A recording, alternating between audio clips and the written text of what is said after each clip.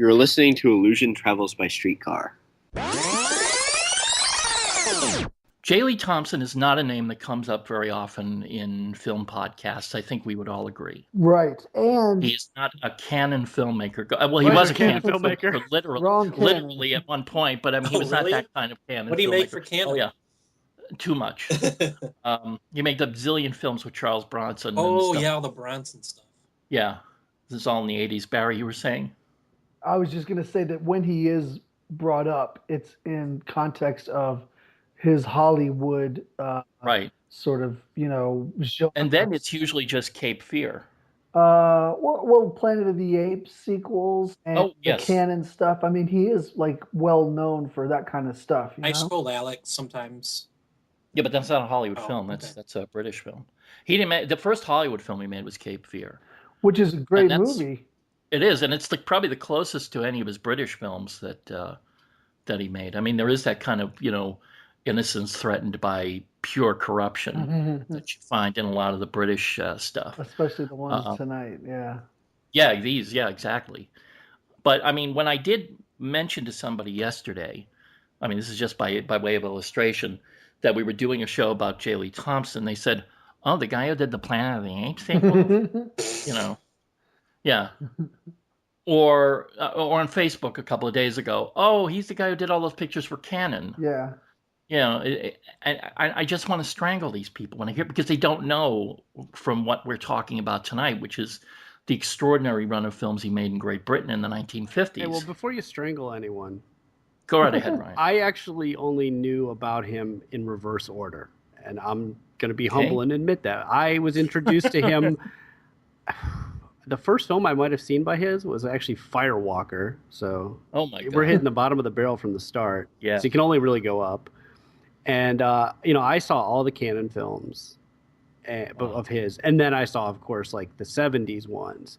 And one of the reasons I wanted to do this podcast was I was not familiar with any of these films from Britain. And I was like just curious to find out, why we were doing one about the guy that made the canon films. So this was a whole new, this was all new to me. All new. Here's the thing, though. He's not, in these films, he is not the guy who made the canon films. He is not. And I was happy to find that out. I guess from my standpoint, like when you guys put that on the topic list, I jumped on it because I wanted to know why. I didn't think this was like a Tyler Perry episode, No, it's not. It was a legitimate reason you picked him. Yeah. I wanted to do it. Self-evident. I wanted to do it because Cape Fear is just so remarkable. And then The Guns and the Navarone is another great film. Yeah. And that was his last British film. I just put that on the list, and I figured, if someone's interested in it, then Tom picked it up and picked all these films. I'd never heard of them either. I was curious to learn about him from before the ones that I know him from, but the stuff of his, like, is most interesting to me is like when he works for Fox right at the beginning of his Hollywood career, and like What a Way to Go and John Goldfarb. Love What a Way to Go. I haven't seen John Goldfarb yet, but there's one called, and maybe this isn't Fox, but Flame Over India from about that same period. I think that was released by 20th Century Fox, but that's sort of a British-American co-production. Like a British wing of Hollywood, very mainstream, adventure type of genre type of thing. Lauren Bacall's in that, right? I think so. And Kenneth Moore. I just remember a few different kind of set piecey types of like big vistas and stuff like that. So he seemed to be this sort of like post-classical, jack of all trades that then went on to sort of stay in survival mode in the 70s and 80s as he could. Yeah. And so it's fascinating to find out about his roots. Yeah, I mean, personally, I think he should have gone back to Great Britain. But then again, I think, like a lot of filmmakers who come from other countries and stay, they like Hollywood. And they, for whatever indignities the system here might impose upon them, I guess the shards of glory are just good enough to sustain their interest in staying in the United States. It could be the weather. It could be the weather too. Yes, exactly. But I mean, I don't know that that's exactly worth it.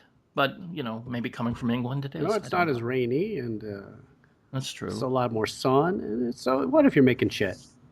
Yeah, well, that's the thing, isn't it? It's I probably. I mean, mean, It's think just about a it. It's probably job. fun to make yeah. too, right? What's that, Brian? I'm sorry. Well, What all did those you, Charles Bronson movies. Yeah, what they're about shit, them? but they're probably Yeah. fun to make. Well, who wants filmmakers to have fun? Canon I films. don't. No, oh yeah, that's what Golan and Globus wanted. They were thrilled with the idea of filmmakers having. No, they just wanted everything on budget and just crappy enough for everybody to want to No, see I'm it. not saying I Uh, want them to have fun, but that's maybe a oh yeah, reason that they did it, or that he yeah, did. I agree with you. Anyway, getting back to what I'm saying. So I think there is a profound misunderstanding, if not an understandable misunderstanding, about J. Lee Thompson, and it's because nobody really saw these movies in the United States, the ones we're talking about tonight, with the possible exception of something like Tiger Bay, because it did bring like Haley Mills to the attention of Walt Disney, and I mean it did get a release in the United States, is what I'm saying. Maybe not a major studio release, but but it did make it over here. And then one of the others seemed to have an American release because they changed the title. What's it? Oh, Yield to the Night was what was the Blonde Blonde Sinner. Sinner. Blonde Sinner? Yeah, there you go. Now that had to be the American title. Yield Right. to the Night could not have been the American title. No, But the that, book was Um, Yield to the Night. right. So it was probably changed to Blonde Sinner to sex it up for America. yeah, but that gives you Right, the kind of because idea of like what type of release it would have had as like a B movie or something like that. Did that well, actress become kind of like a cult figure too? Diana Dors, Yeah. yeah, she had a recording career and everything. Yeah, she just. But I just want to say that Hammer Pictures released a bunch of films noir in co-production with an American producer named Robert Lippert, and all of the titles of those were changed to something much more sleazy than the original when they were released in the United States. These were British films that basically starred American stars that were on the way down or on the way up. So I mean that's probably the same dynamic that was at work in the release of Yield to the Night. Yeah.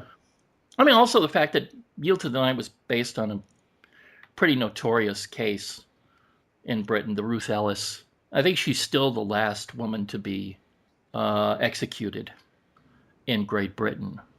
How long after those events did they make this movie? Was it like kind of? I think within maybe 3, 4 Oh, years. okay.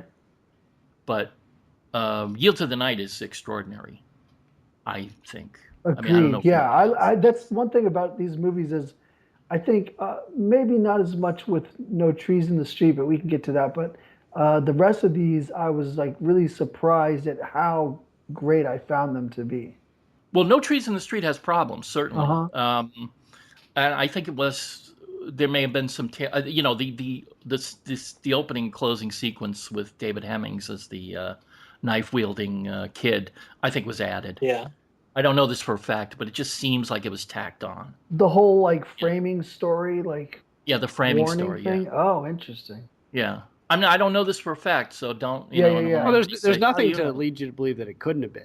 I mean, Right. it's right, exactly. there's no referencing, there's no coming back to that story in the middle of it. It's just, the only thing they use is the street name to tie the two things together. And even there, it's a different street. It's a Yeah, different it looks street. like it almost was shot with a different setup or something too. That's all. It could have Like the been. whole like quality of the lighting and stuff. Well, they were trying to Yeah, show you that it had improved a little. Well, I will say that there were a lot of films that were, I mean, made in Great Britain and in other places that tried to depict the East End of London. But this I never saw a film that looked grimier than or gave a grimier portrait of the East End of London than this film. I'm sure that's where most of the craft went in making this. I mean, that obviously was something that Thompson wanted to capture because he's virtually shooting the same area in Woman in a Dressing Gown, although it's Yeah. contemporary London, and it doesn't look anything like, No. So you know. in that sense, would it be if the framing story were tacked on, would that be in order to undermine that sort of rough depiction? Possibly, yeah. Hmm. Showing that because it's a pretty bleak ending. Was that Without common that, of the censors in the British film industry at the time? I don't know. I think that might have been just something to increase the commercial fortunes of the film. Because weren't I all don't his know. movies sort of like right at the beginning of, or sort of within that whole like kitchen sink sort of movement? Well, yeah. Woman in the Dressing Gown is considered to be sort of the first of the kitchen sink dramas to make it onto Oh, film. is it? It's written by Ted Willis, but it's not really Angry Young Man or any of that. I mean, Right. it's none of that is in this. So I mean, it's apart from that British New Wave tradition Uh-huh. that was just starting up with the free cinema But in movement. terms of the idea of kitchen sink realism and uh, Yeah. Although it's a heightened realism in that film because, I mean, the camera movements and the cuts and the blaring well, music her and the clutter performances and Yvonne Mitchell's performance, everything is at this really kind of not overly high pitched, but certainly you know, melodramatic. yeah, I mean, it grabs you. It does not. You cannot ignore that film when you're watching it. There's always something that's going to take your attention away, even if it's just a plate breaking or something, you know, something like that. But I guess we should start by saying that J. Lee Thompson began his career as a playwright before the war. I don't think he made much. I mean, well, he wasn't Terrence Rattigan, you know, but it was good enough so that his first film was an adaptation of his own play. And if I could remember the title of it, why don't I look this Murder up? Without Crime. Murder Without Crime, thank you. Which is that's an original title if I ever heard one before. I mean, It is weird though because it's almost a theme through some of his later films. Murderers who we almost want to there's very forgive. little. Yeah, there's very little in the way of criminal intent in these crime dramas Well, there's also that sort he of makes. not even like a lot of the relationships between the people in the movies. One of whoever would be the one that's sort of like the kind of more amoral criminal figure, whether they're a criminal in the Yeah, movie or not. There isn't ever sort of like a stigma to them. Like the other character is very invested in relating to them. yeah, I would say, yeah. I think a lot of the criminals in these films often come across more as like victims. They were like there was like no way they could not have become a criminal. That was just where they were headed from the get-go. There was something weird in all these films to me that he sympathizes very much with the criminal elements, and he seems to condemn in many ways. You want to call it either an upper class figure or an authority figure Mm. Right. in each of these films. And I don't think he was trying to humanize the characters as much as he was just to say that they were victims and they had no other course of action. Well, even the most, unambiguously criminal character in all of these films, who I would say is, Herbert Lom's gangster in No Trees in the Street, he's not evil. He's not, I mean, he's far from it. He just happens to be someone who took a certain direction, Yeah, well, it's who grew almost up in that neighborhood and, could have turned out to be a cop just as easily could have turned out to be a well, gangster. and also he's You know, like looked up to by the mom to like a, yes. almost pathological degree. Well, because she As wants to pimp potential out her savior. daughter to, Yeah. Sylvia Sims to her. Well, I think actually Yeah. the I guess you want to call it the criminal element in Yellow Balloon maybe has Oh that. yeah, William Sylvester. Yeah. But okay, you may be I right. mean, he sort of doesn't really have any. There's nothing about him that is. Yeah, but he's so bland and Canadian that it's No, there's you nothing don't. sympathetic about him. No, and I'm not even really saying sympathetic or ambivalent. It's hard to articulate where I'm going with this. Well, it's And that like one, I even picture the kid as that being that element because he is kind of a dick, and he does kind of Who, the cause kid? that kid's death in a way. Yeah, but he's just a kid. I mean, he's not evil. Yeah. He's not a monster.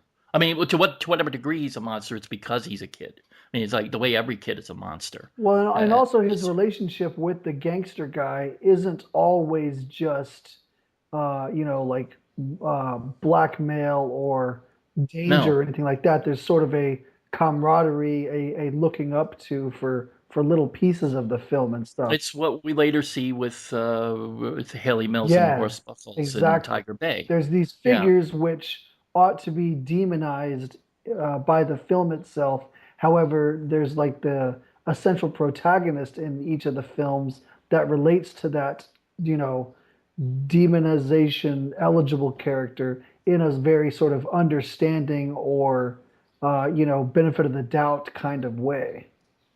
that's probably something Thompson brings to the table in those films. I mean, because I mean these are not all written by the same people, though. Two of them are written by Ted Willis, and he specialized in you know kitchen sink soap operas and the like on for British television. And I mean, there's a lot of Woman in a Dressing Gown, with the exception of the technique that Thompson brings to it. I mean, could that not have been done for television?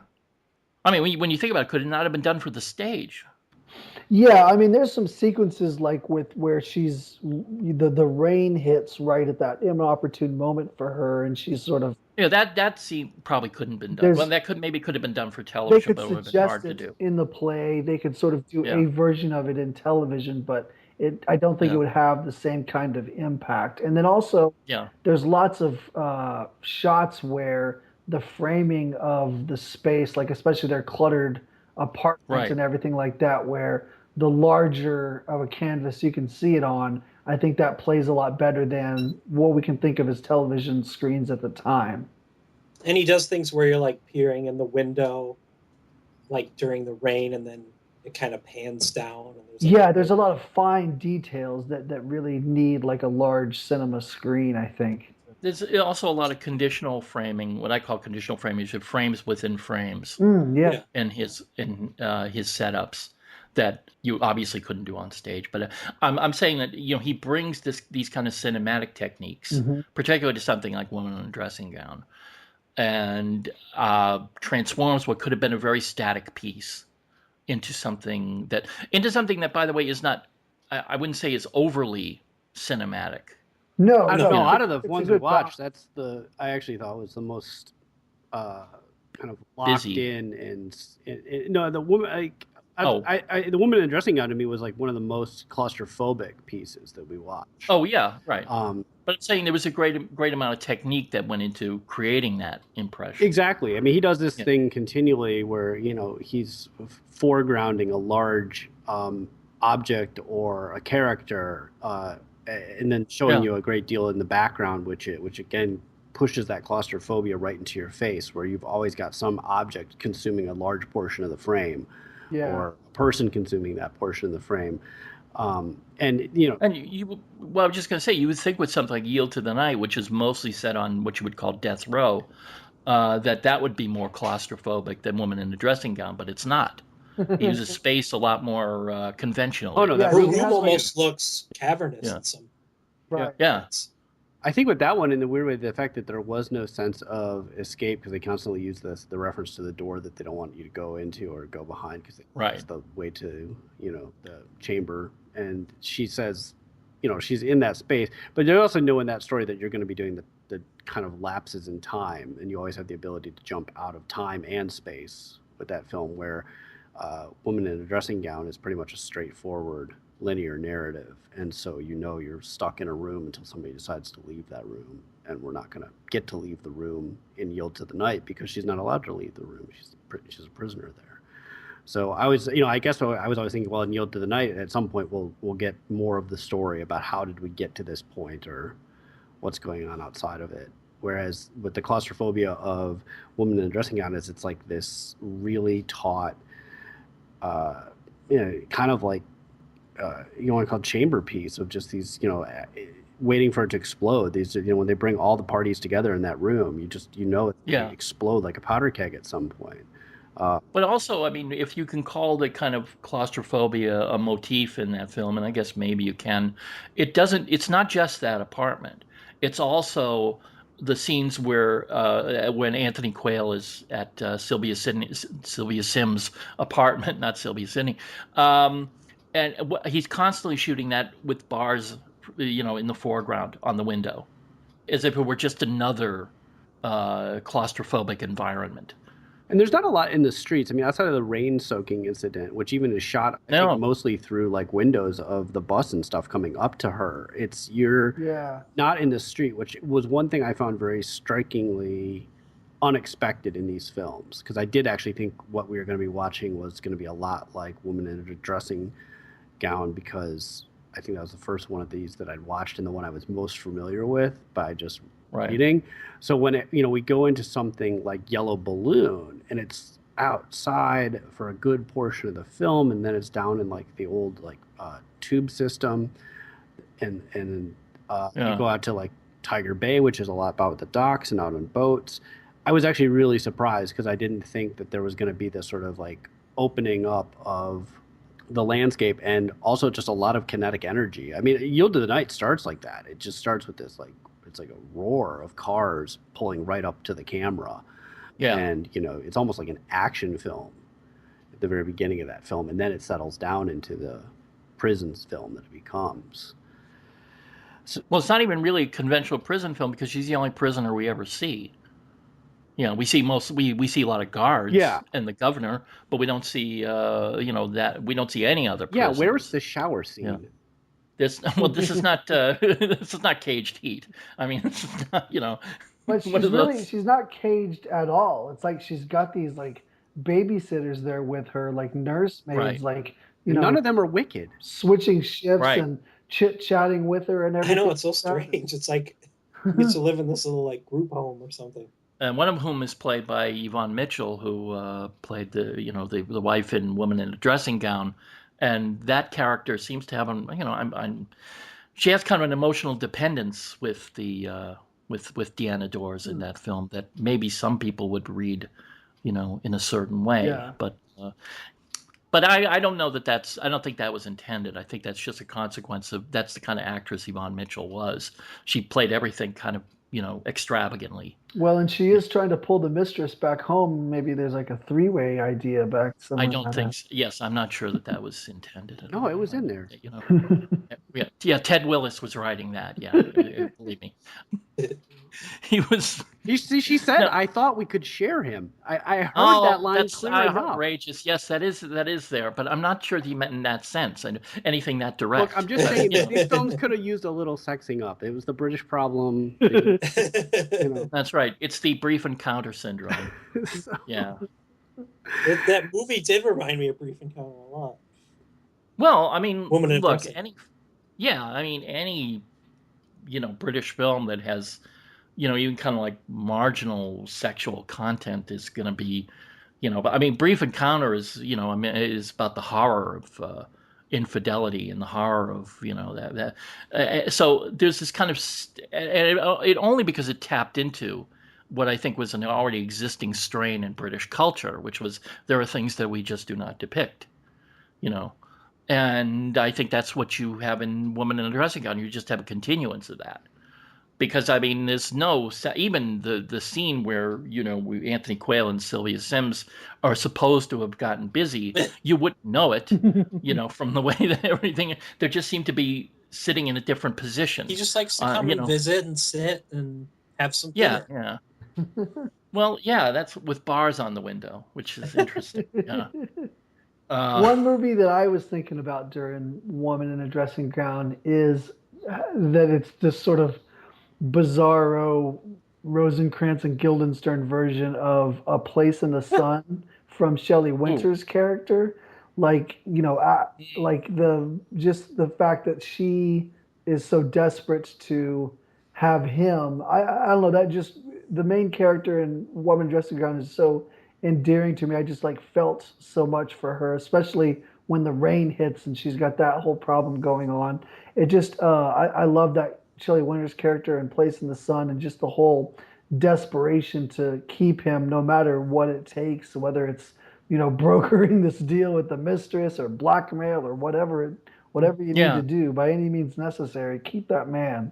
Well, I'm going to be the cynic here for a moment, because when I'm watching Woman in the Dressing Gown, and I loved it. I mean, I love the performances in it. I love the staging of it, the way it was shot. But I'm watching it through, and once the calamities start happening as she gets ready to prepare herself for this encounter with the mistress, there was a point where it actually almost got comical to me. It was like, what else could yeah. happen? I mean, like, and she gets home and she tears her dress and she gets drunk, and it was I didn't really know. It's laying out a tablecloth in the strangest way I've ever seen. Yeah, there was. I was something. I'm saying, Yeah. I know I shouldn't really be laughing at this woman because she's going through a great deal of emotional stress right now. But at the same time, the way it's being played, it was like, look at the ridiculous ends that she's going to think that she's going to impress her husband to come back to her. Which really, well, I think it wasn't those things. Because she was, a lot of it is because she was boozed up. She drank most of a bottle of whiskey. It's, but yeah, that was part of the comedy too. To me, it's like it's a drunken comedy. It's like it's not W.C. Fields, but it's still that idea of like, oh, she's drunk and everything's happening. It's going awry for her. No pun intended. But it did seem to be kind of like illustrating further the kind of character that she had been set up to be from the beginning, which is this almost incapable housewife. Like, she was just always screwing things up, and that was just her personality. She was kind of like couldn't focus, scatterbrain, and it was the way of making it a little bit more understandable why the husband was getting just really irritated. Well, this is not going to make any real sense, but everyone's talking about what this film reminded them of. For me, it was Love Streams.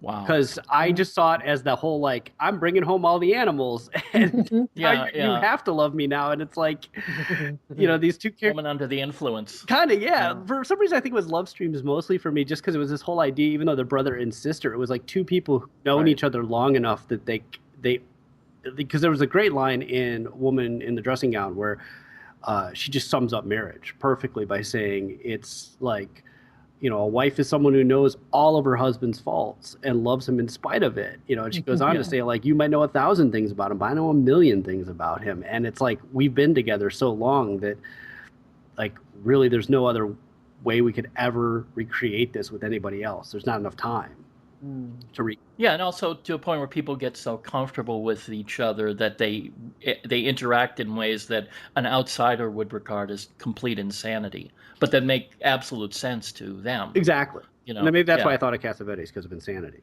Yeah, that's that's the thing. Yeah, I think that's what that's why when you mentioned Love Streams, I flashed on Woman Under the Influence, because it seems more like that, even though there's no indication that Yvonne Mitchell's character has any kind of mental instability. Well, Love Streams has always had that layer for me where his wife plays his sister, and that sort of like sibling aspect of a long-term relationship that enters into it.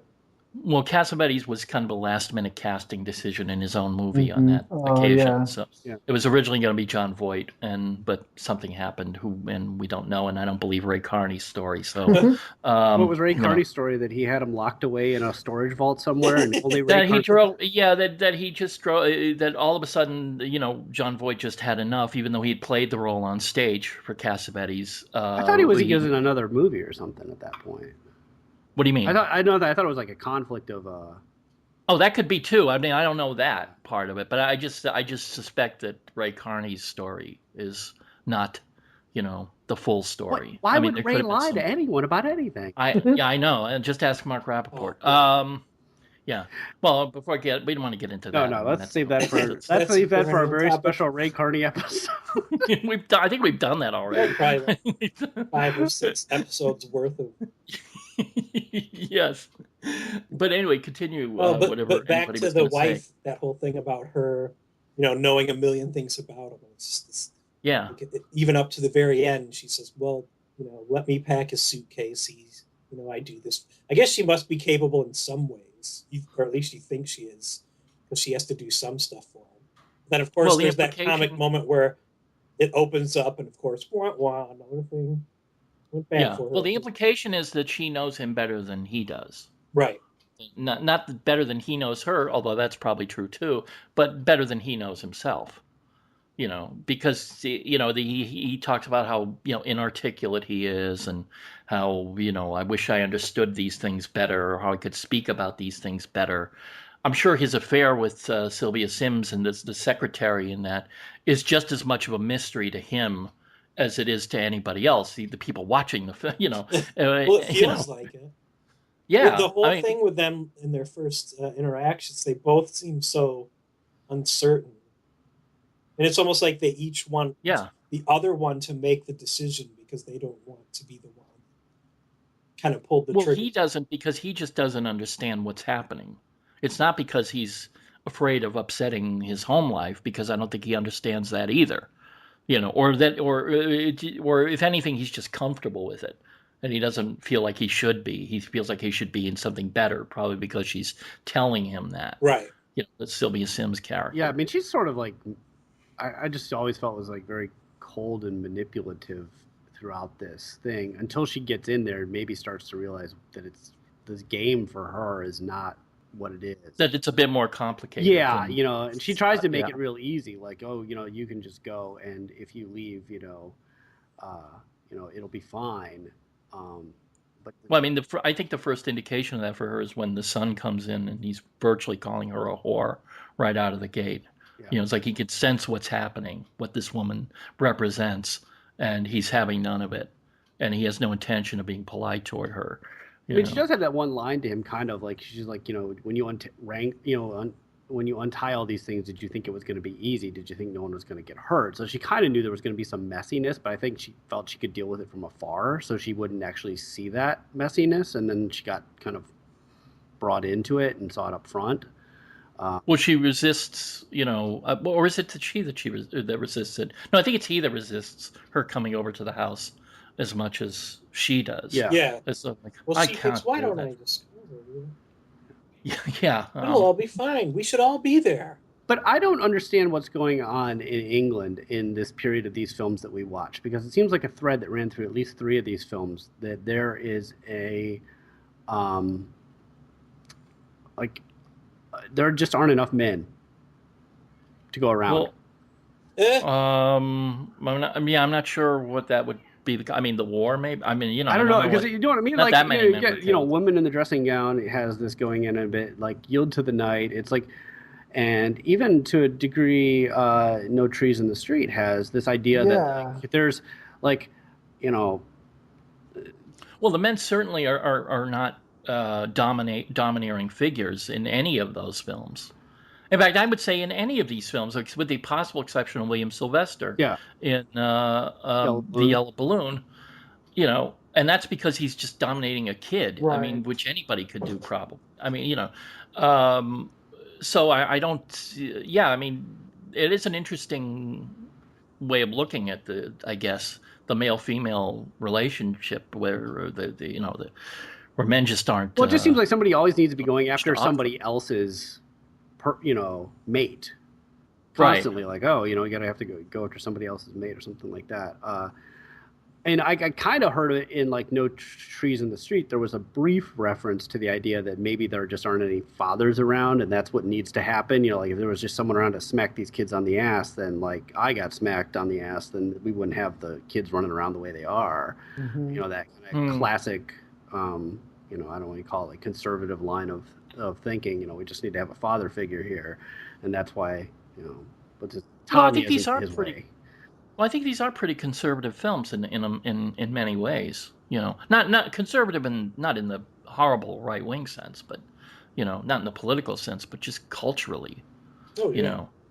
I mean, I don't think there's it ultimately all comes down to home and hearth and family ties and they're not celebrations of these things, but they're affirmations of them. I mean, even when they hit their blackest moment, which is probably a child dying, right, in any of these, right, by the end of it, it all seems to shake out for the right people.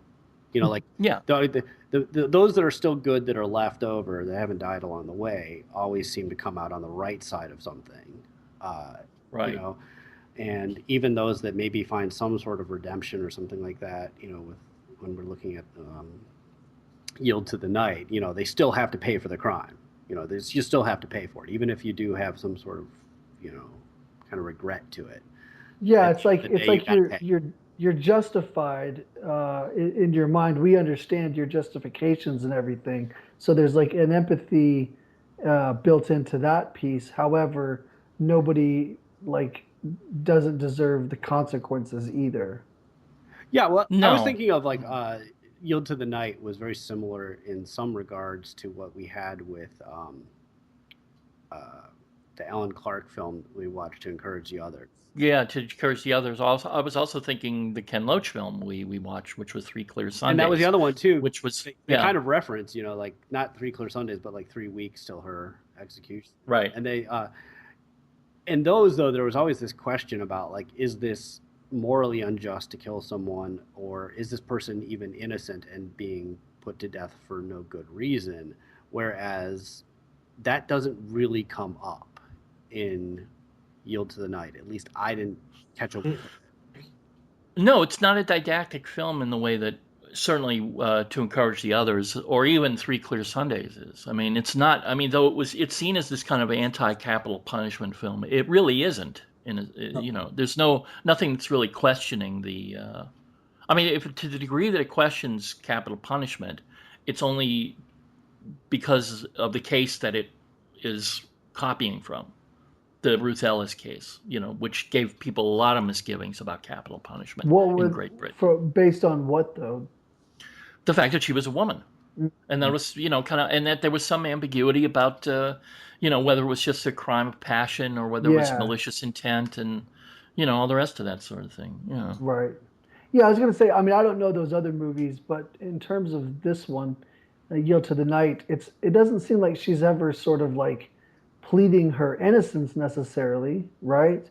No, she's not. But that it's still like the movie's anti-capital punishment, just as capital punishment is being wrong, no matter who it is. But right, exactly. I guess it doesn't go out of its way to make a case that capital punishment needs to be abolished. But I guess I missed it in the movie. Does the movie also make that sort of like gender argument? No, okay. It doesn't. Because I was going to say, I didn't. You're talking about Yield to the Night? Yeah, exactly. No, it's not there. Okay. Not at all. All right.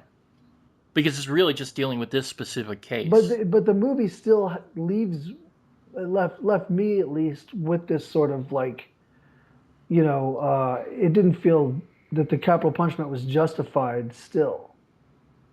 So it's still right, but it's not a polemic. It really doesn't have that kind of thrust to it. It doesn't use any of the devices of she's innocent or it's wrong because of this or because of that. It's just it's wrong as an apparatus, not because of any like specifics about the particular case. Yeah, to me it didn't feel like when the news came in, it was like some kind of judgment politically. It was just like, this is a story about this woman's psychology and her journey through this, and it's just like anything. Like what's going to happen to this person? And I mean, it's only really suggested by the Ruth Ellis case. It's not really. It doesn't really directly depict anything. Not the way that the later film I mentioned before. Kiss from a Stranger. Is that the name of it? Dance with a Stranger. Excuse me. 1985. Yeah, not like that film. That film is a direct film about the Ruth Ellis case. I like that Brian brought up the psychology of it, because I felt like that about the second half of this film, where it kind of stops telling us how she got to this point, and we're really just in the prison, and there's so much attention to detail of like just the. It's from her voiceover, about how she knows this room so well, better than any room she's ever known. I mean, if you took away some of the more kind of melodramatic flourishes that there are, like the drum beats that you hear, the real loud clack of the warden's shoes, or just... Yeah, there's no real music. There's just the timpani, right? Yeah, but it's like, if you take away even those things, I'm sitting here thinking, like, this is basically, a woman didn't escape. It felt like, Bresson's film, where we're just we're waiting to see the procedural effort to find out whether or not she is going to get pardoned, and that's really all we're waiting for. And then the pardon doesn't come in, and it is. It's just the wait. It's like a lot of it is just the hell of the wait. You have to hear what she hears. It makes you just sit there in bed with her, going, "They're coming. They're going to say it now. I want to know. No, I don't want to know. No, don't tell me." Like it's a pretty complex sound design too for the 1950s, particularly British cinema, which wasn't kind of like known for that kind of formal ambition even though there was a lot of it, but it just isn't known for it. But another thing is that just occurred to me that, I mean, if it was the kind of anti-death penalty polemic that we were talking about, there would have been a really, at least a suggestion of a depiction of the actual execution. And there's nothing like that in Yield. Right. No, we don't. All we get is that lingering shot of the cigarette slow burning, and it felt not like, I'm not saying that you feel cheated, but when I say you feel cheated, I meant that you feel like, okay, this really wasn't about the execution in a way, and that it wasn't about like condemning it. It's about her surrender to the idea of being executed by the state. Yeah. And her gradual acceptance of her fate. Yeah. And all of his films, there's no sense to me of like really polemic that goes through it, except that when you did point out that maybe No Trees in the Street has been bookended. Because that's the one place where, I mean, I found it very shocking that at the end of the film, you've got this police figure yelling at the boy that he found with the knife. It did get better. It got better. Yeah. And the kid's like, no, it hasn't got better. He's like, yes, it did. It got better. And it's like, it's this idea that's that why like I think it was tacked on. Yeah, it does feel tacked on. It's like, contrary to whatever you might say about the ghetto or the East End here, that it is getting better. It's taking time. So get off our back. And like those council estates or those council flats or whatever they call them are that much better than, the grime and the sooty brick walls of, the late 30s, which is, the flashback structure of it, Well, thank you. British housing problems, they wouldn't have anything to talk about. That's true. How many films we could do a whole series of just British housing problems. No one would listen, but I mean, I would fall asleep while editing it. But I mean, but no, I mean, there were a lot of good films to deal with that situation. Maybe we could get a realtor to sponsor the show. Well, yeah, I don't think so. Brian, should I introduce the program at this point? Yeah, it's an hour in. Well, let me just tell us what films we're talking about, since I usually do that like 50 minutes in these days to the discussion. We're talking about 5 films by J. Lee Thompson, beginning with The Yellow Balloon, 1952, which was his 53, excuse me, which was his second film. Then Yield to the Night, 1956. Woman in a Dressing Gown, 1957. No Trees in the Street, 1957. And ending with Tiger Bay, 1959, which I consider kind of a transitional film to his later, maybe you could say to his, to the kind of films he would make in Hollywood. Why do you consider that the transitional film? Because it just seems it's more open. Polished. It's a lot more polished than it has a, I don't want to say a happy ending, but I mean, it's more, let me see if I can articulate this. The scale is bigger. The scale is bigger, but I mean, he's working with films like Ice Cold and Alex. He's certainly working up to the films like Guns of Navarone, although that's not a Hollywood film. It's virtually that because the American stars in it. But I don't know. I probably won't be able to. I have to think about this more. There's like a handling of like plot and suspense and character arcs in Tiger Bay that's much more conventional. That lend themselves to a mainstream studio product like Guns of the Navarone, like the Hollywood films that he would go on to do. But one thing that I'm confused about though is that No Trees in the Street, at least according to IMDb, is also 1959, and I'm trying to see if... Oh, was that 59? I'm sorry, I thought that was 57. To me, it looks like that's the last of this sequence of films, actually. Yeah, produced by Frank Godwin and... Well, the other thing that's... Directed by... Well, I mean, written by Ted Willis, yeah. Go on, Brian, I'm sorry. Well, the other thing that's tying all these films together, except for Tiger Bay, is that the same editor and DP was on the other 4 films. Yeah, Gilbert Taylor. And Richard Best are his editor and DP. And I kind of think that, like, there was... I mean, it feels almost like an oiled machine with a lot of those films that, they're constantly developing what they're doing, or like an ensemble that they, you can see a lot of it carry over into Tiger Bay still. Some of the compositions and that are very similar to it. But I did feel Tiger Bay was different, and I didn't know if it had something to do with the sudden departure of those two guys and bringing in two other people who, weirdly enough, don't go on to do as much. Gilbert Taylor shot Doctor Strangelove and Hard Yes, Day's but Night. Eric Cross, who shot Tiger Bay, didn't shoot much at all after this. I that see was what all you're like saying. cinematic quality, like he's shot a lot of television, it looked like. Whereas Gilbert Taylor, you're right, he goes on to shoot, Doctor Strangelove and The Omen and Star Wars, and it's like he's, it just felt like it was weird that you say he gets to Tiger Bay and then all of a sudden it feels like he's making a much more broader or commercially viable film. Well, I think also because that film was made for, although this is a relative condition with British cinema, a studio with more resources, which was the Rank organization. The others were for Associated British Film. What was this? Yeah. British, was the Rank Associated British Pathé? British Pathé. Well, that was the distributor, but I don't think that was the production company. They didn't get the money from. Well, maybe they did. But it was always like some other, like they even just. I think sometimes you even see Thompson's name in the production of like the company. It was much lower scale. Was the Rank organization the one that started with the shirtless guy and the gong? Yeah, the gong. Yes. Yeah, the paper mache gong. That's amazing. Yeah. I knew we were in for something bigger when that came on. They do, but that was the big time. And David Lean and all that stuff, right? Yeah. Yeah. That was like the big time as far as if you were a British filmmaker, with aspirations of going to the United States, because I'm sure they all did.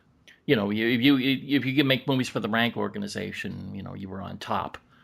And so I think with Tiger Bay, I think that's what, if it had been made for the same production company, as it would have been, if Frank Godwin had produced it, as he produced Woman in a Dressing Gown and No Trees in the Street, I think it would have been a much smaller scale film. Well, when you say smaller scale, what do you mean by, like, there wouldn't be boats?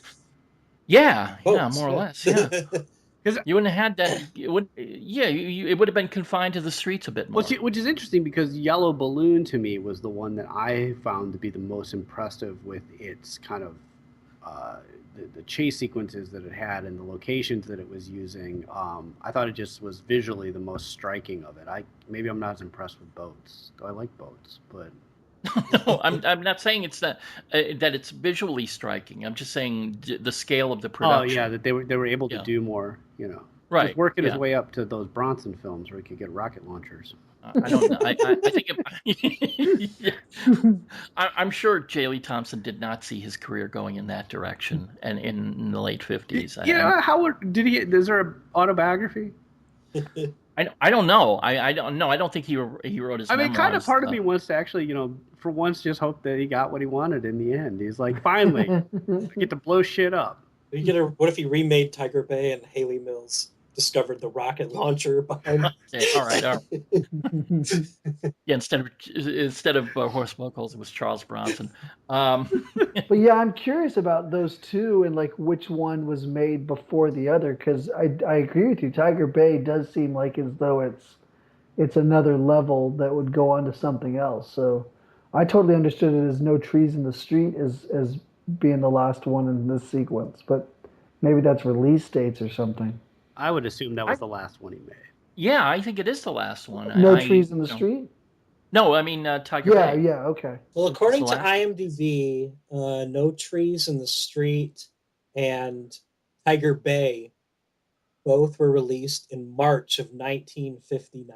Oh, this can not that you necessarily know that's correct. Something tells me, though, that there may have been a delay with No Trees in the Street. Uh-huh.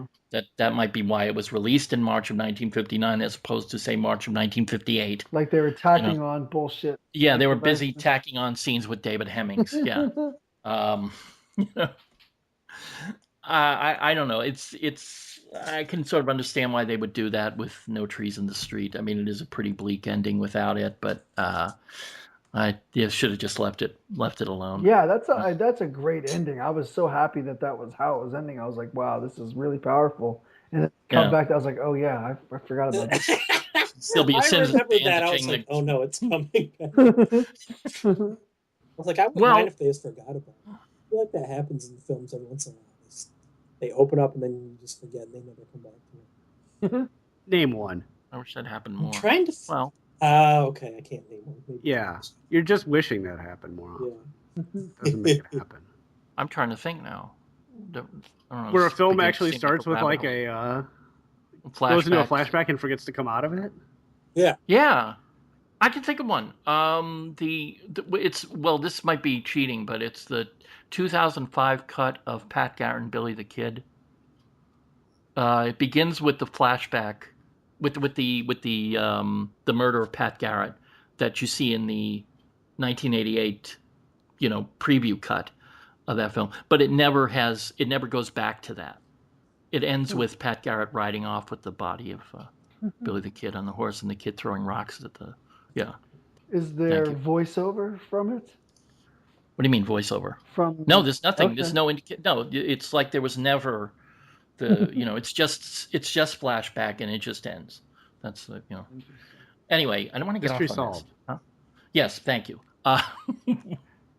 Well, I mean, we probably should start with the Yellow Balloon, which of the former co-host of this podcast and current erstwhile guest, Joseph Garza Medina, reminded him of Germany Year Zero and The Third Man.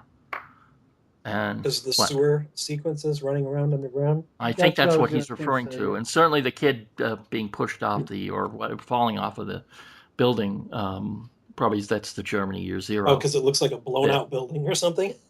Yeah. I actually was thought of Little Fugitive. But that was made. That was made either the year after. Was it the year after? Okay. Well, the two were so striking with the. Yeah. I guess in one case. And also, there's no actual death in Little Fugitive. No, there isn't. He only thinks he's guilty. Yeah. But it was still the thought of the child on the run type of thing that made me think of that, and a lot of the exterior location type of. Well, he's not really on the run. He just has in Little Fugitive, he has just a fun day at Coney Island, even though he's Well, yeah, because he doesn't think he can go home. All right. And the ponies are so alluring. Yeah, but he could have just sat on the beach. He didn't have to go. No, because he had to ride the ponies. I understand. He had to ride the ponies. I guess. Have y'all ever seen this noir called The Window? Yes. Ted Tetzlaff, 1949. There is an echo of that as well. Yeah, that's one that came to mind with the kid, but Bobby Driscoll. Yeah, where it's sort of from his perspective, and that's interesting to me about both of those movies. Yellow Balloon and The Window is that they have a child protagonist, but they never feel as though they're like a kid's movie. You know what I mean? Like, not at all. Little Fugitive, you could kind of like let a kid see it, and it could sort of play to a child viewer. I don't see these movies playing to children at all. I think Yellow Balloon is noteworthy. I think it's the first film that was age restricted in Britain. Oh wow! Really? Yeah. Because it was felt that the tunnel sequences, the tube were too terrifying for children. What age did they restrict it? I think 14. Nobody under the age of 14 could see it. Something like that. When a lot of these come up, they have the censorship board. Well, they all do. It says the censorship board approved this film for being mostly good for adults. Every film was like that. Brian, you were saying. Yeah, you were saying something. Go on. No, I was so there were no films that were restricted before this. Age restricted? I don't think so. Let me find this. I don't want to have to do research during this. God damn it! Yeah, you should have done it beforehand. I knew there was something. You shouldn't have brought it up. You wouldn't have had to do research if you didn't bring it up. Hang on. All right. Keep talking, Brian. I've got the Wikipedia. No, I was just curious because I was thinking of like horror films and stuff like that would have predated this that would have not been age restricted. Like in Britain, they didn't make horror films in Britain prior to the 50s, did they? Well, I guess I was thinking like when you were saying rated, like wouldn't they have had something come over from the States that they would have rated? I mean, that's possible. I mean, maybe it's homegrown product. I have no idea. I'm thinking like, would they let kids watch Freaks? No, adults didn't even go to see that. I mean, they would. No, I don't think that made it over to Great Britain. Yeah, I may be wrong about that, but Barry, you have any insight? Yellow Balloon was one of the first films to be passed with the then new Adults Only X. So one of the first films. Oh, is X rated? By British Board of Film Censors. barred Right. anyone under the age of 16 years. 16. So the lead actor Andrew Ray was 14 when it Couldn't Right. even watch his own couldn't movie. go see his own movie. Well, okay. And then in Who also played the son in Woman in a Yeah. Dressing Gown? Same kid. and Anyway, then go later on. it was reclassified as A, which is like R. You can see it if you're underage with an adult. Yeah, and I think it was strictly because of the Yeah, they didn't want children to see intensity the of the chase scenes. Yeah, I would say. I mean, that's not a movie for kids, as you were saying, Yeah. Barry. Not in any way, and neither is The Window, which I do think is an influence on that film. Yeah, well, this actually mentions The Window and then a movie from 1952 called Hunted, which I don't. Oh, Charles Crichton. That's Dirk Bogart's. Dirk Bogarde, and it's about a kid who witnesses a murder, and Okay.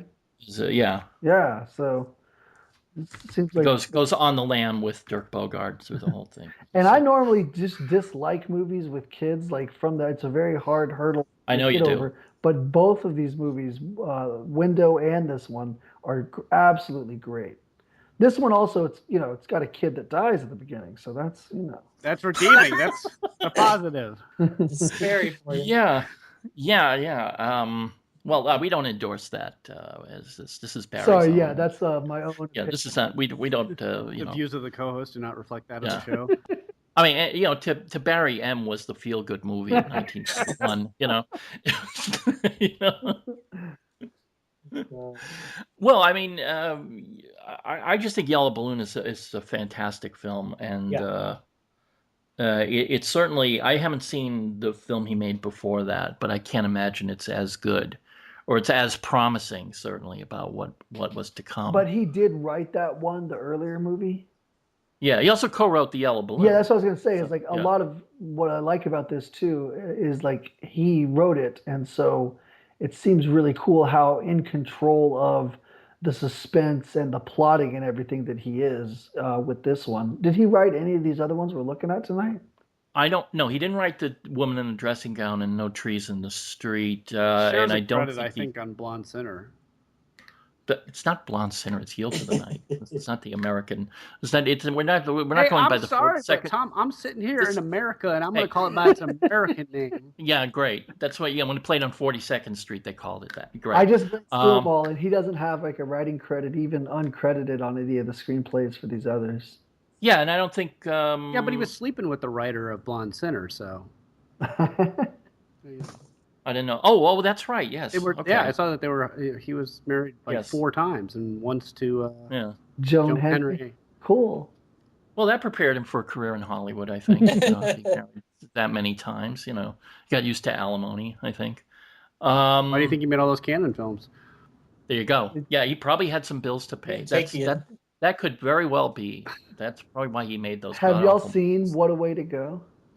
I've seen it. Yes, I like that. It's really good. Yeah, it's all about divorce and remarriage and big, opulent, kind of vulgar Compton and Green screenplay. Wait, did he make that one? Yeah, he directed that. Yeah, it's really good. It's quite different from Woman in a Dressing Gown. Oh, yes, it couldn't be more different than Woman in a Dressing Gown. It's this is not kitchen sink realism at all. He changed his mind about no kind of realism. Well, I don't know, but but here's the thing. I mean, changing his mind. I mean, he didn't write Woman in a Dressing Gown, so it's I mean, maybe if Ted Willis had wrote What a Way to Go, which would be interesting, it might have been closer to that. But Ted Willis only worked in Great Britain. He didn't write any American films. Well, and then also with Woman in a Dressing Gown, Thompson starts producing. Well, actually, of these titles, I guess it's the only one he's listed as a producer on, and he's co-producer on that. Yeah, with Frank Godwin. Do you know if that was a partnership just for this, or did they do other ones from around this time?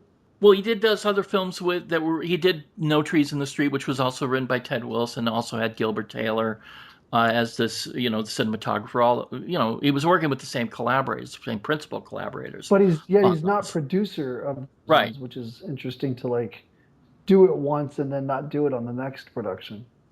Yeah. I mean, let's face it. I'm not even sure the framing device in No Trees in the Street. I mean, it's entirely possible he didn't even direct that. Yeah. I mean, it was that tacked on. It's like the framing device on Invasion of the Body Snatchers with Whit Bissell and Richard Deacon. That was like completely added by another crew and everything.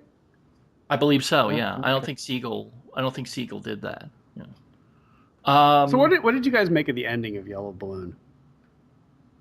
What in what sense? I thought it was kind of like a strange parallel to the kid. You're talking about the fact that the kid died and it's kind of like swept away. Yeah, it's like as if it. Yeah, it's like again, there was the one problem I had with all these films. It felt like they had to end with a bit of a like happy ending to it, or at least that's just the way we would like things to end, even if it's not. You don't want to send the audience out upset. Yeah, exactly. I mean, even like the case where you're sending someone to their death on death row. It's like, well, it's inevitable. That's just what this is what has to happen.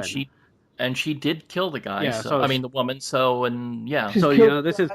But whereas in Yellow Balloon, it's like, hey, wait a minute. What about the family that's kid died? Hey, it was just an accident. Come on. Well, yeah, but if the kid hadn't stolen his balloon and chased him, then balloons are a dime a dozen. Yes, but kids are not. Well, you can make more. Come on.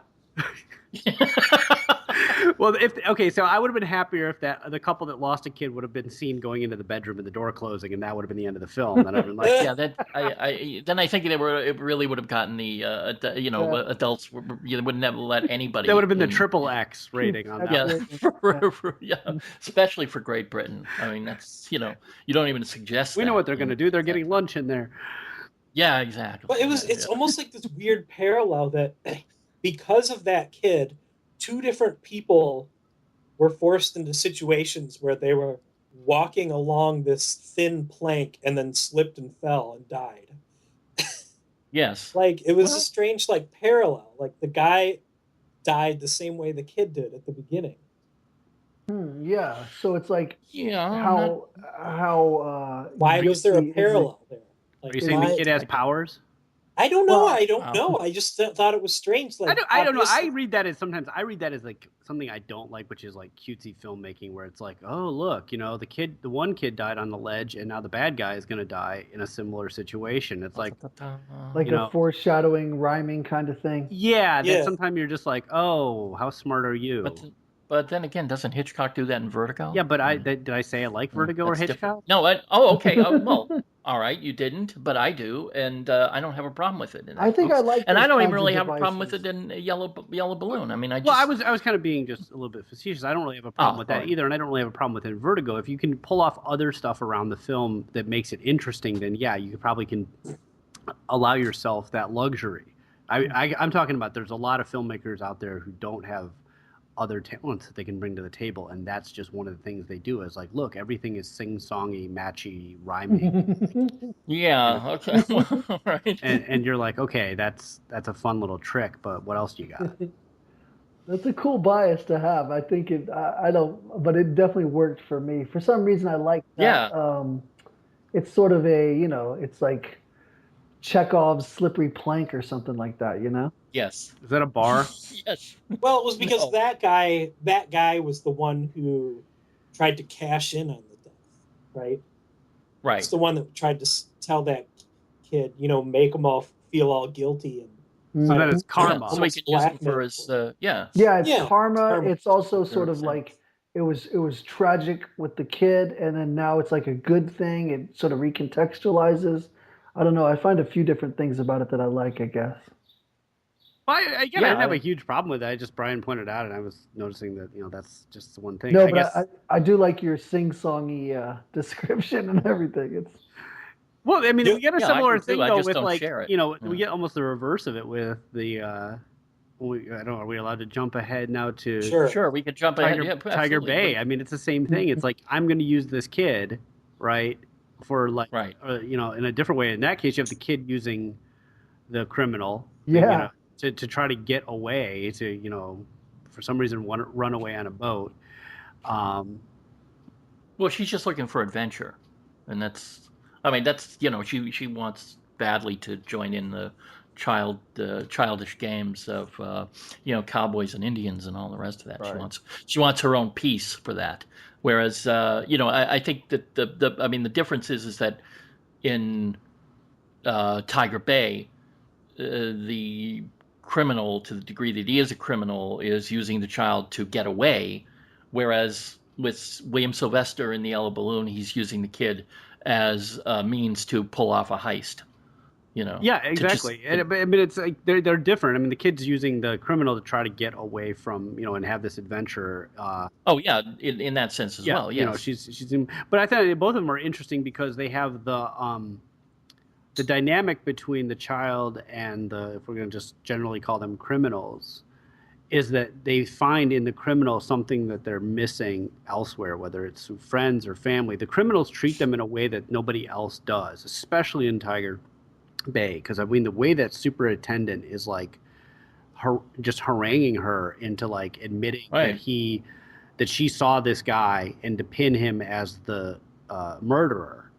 It's like he's not going to win her over because she'd rather hang out with the criminal element because he treats her nice and he plays with her and that, and so she's just becomes tight-lipped around it. There's a very similar thing going on in Yellow Balloon. I mean, the sense of someone taking a really an interest in this kid and treating this kid as more than just a child is in a protective nature. Even like I'm going to protect you. You got to stick with me. If you don't if you don't stick with me, bad things are going to happen to you. They find some sort of comfort in hanging out with the criminal element. Well, it's not just corruption. It's not simple corruption. It's corruption towards some kind of end, to utilitarian corruption, if you want to call it that. Thank you. Both the kids are very wary though of if they're being tricked, kind of, or not. They're not that perceptive, but they're a little bit. They think they're smarter than they are. Yeah, like as all kids are. As all kids. And he realizes, once the heist is being pulled, that he got tricked, and then with Tiger Bay, she thinks he's a jerk when he doesn't want her to come on the boat anymore. And she's she doesn't want to. She's almost ready to. Who knows what she's going to do? But it doesn't seem like she's friends with him anymore. And then she falls in the water and sees that he's going to save her. Yeah, she's probably on her way to giving him up at that point. Probably, There he is. Yeah, he did it. Well, there's that echo in Tiger Bay all the way back to Yellow Balloon, where there's that moment where she's standing very close to the water in Tiger Bay, and you get the sense that he could, if he really wanted to, just off her right there, and he does, and he pulls her in and closes the gate, like to protect her from it. And I mean, I immediately saw that, and I'm like, like kind of self-referential to your earlier film, But there's a lot of the Yellow Balloon in Tiger Bay. I mean, I'm not sure how much it's intended to be that. I mean, probably the screenplay doesn't have as many echoes of that. I think that's probably something that Thompson brought to the project himself. That obviously these dynamics were something that interested him, and that he thought he could explore in Tiger Bay as he had explored it in the Yellow Balloon. And probably like how he got to like switch them around a lot too, Right. Yeah. I think a lot of Tiger Bay, I just want to say a lot of Tiger Bay hinges on Haley Mills. Mm-hmm. Yeah. Her performance. I mean, there's a lot of times when he just seems to be just photographing her performance. Yeah. He's just letting her run wild, Do you know that was supposed to be a boy originally? I wouldn't be surprised. No, but, I know it was. Yeah, I didn't know that. And then because her father plays John Mills. John Mills plays the, what do you call him? The police superintendent. Chief. Superintendent, screams at her. Oh, that's who that is? Okay. Yeah, that's her her old man, actual father. And then that was just therapy right there. That was. Yeah, it was. I mean, when Thompson was at, his house, he saw his daughter playing around outside. He thought, she had not done anything before that, had she? Oh, yeah. Interesting. He just saw her like playing around in their out garden or something, and he thought, well, this girl might work. Let's change the character to a girl. And 2 years later, she's in the Parent Trap. It doesn't seem to be that big of a change either, because the character's very tomboyish and. Right. I don't think there's much. I can't see much change. Yeah, there wasn't really any extensive rewrites, I imagine. Right. Not even extensive wardrobe change either, No, because no, she's kind of dressed like a boy for exactly. Yeah, most No, of I the mean, picture. in the first instance of the film, you kind of almost think that it is a boy, and then all of a sudden Right. they say something about well, Let you let her play, and Yeah. yeah. Like, Well, but also there's scenes where now maybe I'm divulging a little too much about being a creep or whatever, but there seemed to be a little bit of a do we crush. need to do this? There seemed to be a little bit of a crush going on in their scenes together, like No, Horst Buchholz and Haley Mills. not him to her, but her to Oh. him. I felt like Oh, she was that's possible. Yeah, there's kind of well, it's certainly an emotional a little bit of like like the attachment professional to or those books. kinds of things or whatever, where it's not. Yeah. There's no danger of it being consummated or anything, but Yeah, I wouldn't think but so. there is not if you don't want that X rating. that kind Yeah. of energy is there. That's a Z rating at that point. That's you're not going to get me worse than that. Well, there was a but crush I think off there may be camera. something to that. What? There was a crush off camera. Oh, a crush. Because really? Haley Mills, in her commentary on the film, said that she was like infatuated with him. All right, but she was a little kid. Yeah, Come on, she right. was a little kid infatuation. Yeah, if anything. right. But still, I mean, that's why it may have come off, because that's how she was really acting. Yeah, but there's just something about like the it's naughtiness in the play and everything like that. You don't immediately associate Haley Mills with method acting, but it's. But I do think it was cool that it was a girl, because it made it feel a little more like of the outsider thing, with the kids not wanting to play with her. Right. None of them ever say it's because you're a girl, but it does make that's obviously the reason. Yeah. But it does make you feel a little bit more like just an inherent. I have a little bit more to prove. Like I'm a tough, it reinforces like her loneliness and her need to like connect and everything. So, although she does have those, I mean, I think that you can see what Walt Disney saw in Haley Mills with a lot of those, with that bright-eyed blinking and that, the mugging at the camera kind of thing that she does through that film. I mean, you see the allergens of The Parent Trap and Pollyanna in that performance. But that's certainly not the kind of what, Brian? Almost like the cutesy but almost irritating singing voice. Very, very irritating. Yeah. Very irritating. Yeah. Well, listen, there's not a lot of music in these films, so I mean that's good. He did do a musical around this point. I can't remember the title of it, but musical from J. Lee Thompson. Yeah. Was it any? Well, good? What a Way to Go is kind of a musical. Yeah, it's got some sequence. Semi-musical. Yeah. Gene Kelly has a number in that film. But I guess we're done with the Yellow Balloon. Well, if we're going back to Tiger Bay, I mean, we must be done with the Yellow Balloon. So, well, first of all, I think it should be said that these are not the only films. An Alligator Named Daisy. We aren't talking about. That. What is that film? That's a musical comedy. No, that's not a musical. Oh, not really. IMDb says it is. Oh, well, they'll say any movie with any song is a musical. As long as they're happy, the Good Companions. The Good Companions is a musical. That's okay. But that it does kind of lead to what I was about to say, which these are not the only films that J. Lee Thompson made in the 1950s in Great Britain.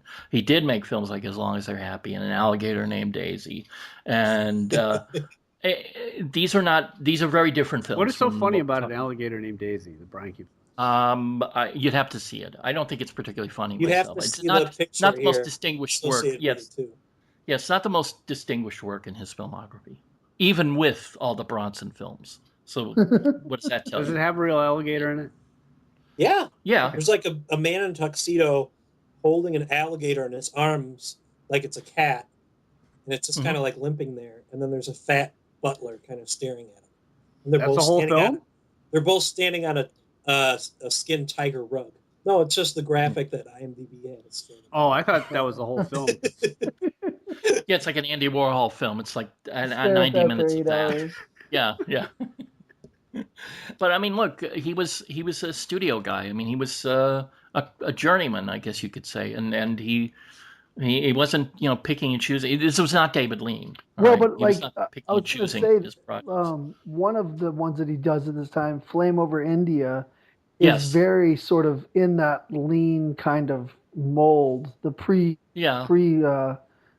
not quite as grand and epic or whatever, but just sort of like it's got this adventure to it. It's a large-scale action-adventure picture, yeah. Yeah.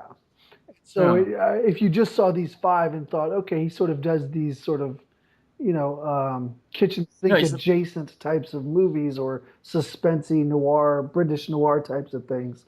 Yeah, he does pictures like I Aim at the Stars and Guns of Navarone, which of course is a famous film, and Ice Cold and Alex. I mean, these are not kitchen sink dramas by any. All right. Anyway, so I guess we go to Yield to the Night, which we've said quite a bit about already. But I mean, is there anything more to say about any of the kind of ancillary stuff surrounding that film? I do think that it has a kind of interesting array of female characters, which isn't really the norm for this type of a British noir, I guess, is maybe the only sort of frame of reference that I have for it. But I thought that was pretty interesting, the different women that she encounters that are watching her. That character, is it like her mom or the her mother? Yeah, so there's just a lot of Andy Nichols. Yeah. What did you think about that kind of stuff going on in the movie? Well, I don't want to say that it was, I mean, it wasn't surprising material, put it that way. I mean, that's one thing about a lot of these films is that they're not trafficking into much original storytelling. Right. It's just more tropes, but they're beautifully done. That's the thing. When Thompson did them in the 50s, they were just, in these films, it was phenomenally well done. Yeah. But I mean, I'm not sure what you're asking me to do. What do I think of Dandy Nichols' performance? She doesn't have that many lines. Well, no, I mean, just the way that the mom character, doesn't the mom sort of betray her at the end, or what's that scene where they're at the house and it's like a flashback with the mom character when they're coming to take her away or something. Do you know what I'm talking about? Maybe I'm misremembering it. I'm sorry. I don't remember what part you're talking. The one where I remember is the kind of betrayal is No Trees in the Streets. Yeah, maybe. Yeah, that's No Trees that happens in that film. Yeah, yes. Conflating the two. Sorry about that. Yeah, no problem. No problem.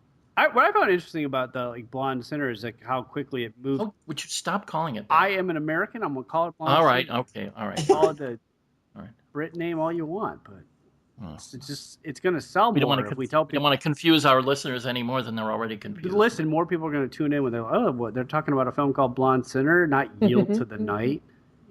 Yeah. Okay. I had no idea you may be Yield to the Night. How did they come up with that title? It's a poem that's. It was in the film, Brian. Yeah, it's an A.E. Housman poem. Oh. She says she's talking about this poem, and then it takes a line from scripture that the priest says that you should yield to the night. Oh, is that what it is? Okay, all right. It's not. I thought it was from a Shropshire Lad. Sorry. No, I think it was when they're talking to one of the religious people in there. I think one of the priests. You should, probably. Yeah. Do you want to admit that, Brian, on this podcast? Okay, go ahead. No, it's fine. They're probably just fantasizing about all the women in prison films they forgot to, or tropes they forgot to put in here. They weren't. They did what, Caged? You think it should have should have been a little more like Hope Emerson in that? There were no electrodes or weird experiments going on. You got the 70s women in prison films in mind. Somebody had to invent these tropes, Tom. I was hoping it was J. Lee Thompson. Okay, I think it was Roger Corman. He probably did. Yeah. Well, Diane Dore got into some pretty weird stuff later, didn't she? Well, yeah, she was. If you've ever seen Deep End, she has one very memorable scene in that film. It's like something out of a Carry On film. Yeah. Well, she kind of put on the pounds later in life, and so she became kind of but she still tried to, act like this kind of sexy. She's kind of like the British Shelley Winters there, without the acting. Well, you couldn't expect that infrastructure of her bra to last that long, Yes, that's an interesting way to put it. That film should have been in 3D for certain parts. Wow. I hardly know what to say at this point. I mean, we're kind of openly mocking Diana Dors, who was. I mean, but I mean, she was not known as this is probably her greatest performance, which is not saying a lot, but I mean, it is a great performance, I think. No, I mean, agreed. Yeah. Yeah. She brings a lot to the screen. No, we don't need these double entendres. This is not the Benny Hill show. It is if you put the music behind it. Cue up the wacky sax. Yakety sax. Yeah, yakety sax. Boots Randolph. Yes, but we're not doing that. No, but this film would be a lot different if it had that soundtrack to it. It would. I agree with that. If it was it could be a Carry On film, Carry On Death Row or something like that. With Hattie Jakes as Carry On to the chamber. Yeah. No, it's not the gas chamber. It's the gallows. Was it the gallows? Yeah, I guess it would have been the gallows. They hung. Carry on to the noose. Yeah, they weren't using the electric chair or any. Yeah, carry on. Or up the gallows would be a good. Yeah. Anyway, before I made this digress, what I was gonna say is I like the fact that like it really kind of pushed the male character in this film, the love interest in this film, the pianist. Yes, he's not. I felt he's almost absent from this movie. Like he shows up for a couple kind of key scenes, but really it's so much of it is just happening inside of Mary Hilton's head. Like her reminiscence of it and the way she perceived everything going down is that it didn't feel like he was really an active character to me. And in some ways that I almost didn't even trust that like what she was saying was true.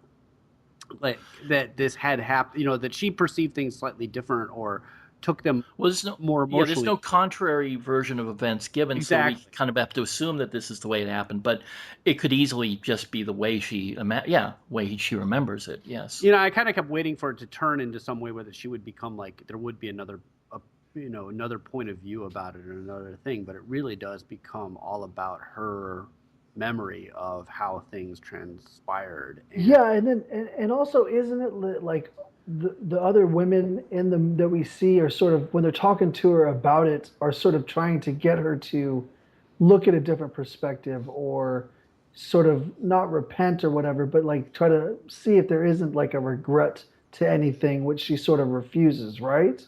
Well, I think it's what they want her to see differently is her fate.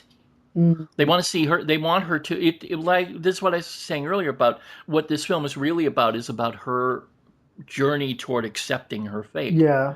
As as someone who's about to be executed. They're really, everybody in the prison system is just trying in their own way, each one. Yeah. To bring her to an understanding of the fact that even though there's a possibility the Home Secretary might sign off on a reprieve, it's not going to happen. Mm-hmm. In all likelihood, she's going to be executed, and she's got to kind of get her head in that space. Otherwise, it's going to just be difficult for everybody. Yeah. It does lead to one thing that I think we could probably talk about in terms of all of these films, which is the phenomenon of British film noir. Yeah. Which I think is very different from American film noir. I mean, I call it British film noir because there's really nothing else to call it. I mean, really. I mean, it's very. It's not as dark as American film noir, really.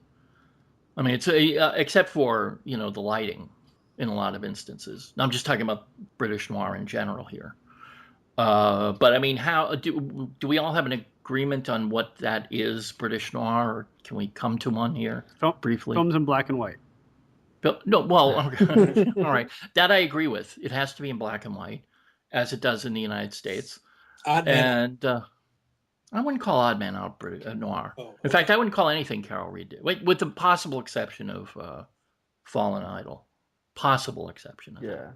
But I mean, the things like I don't know, what was the Val Guest film, 80,000 Suspects, or Hell is a City, or the Joseph Losey film, The Criminal, Sleeping Tiger, Seth Holt, Nowhere to Go.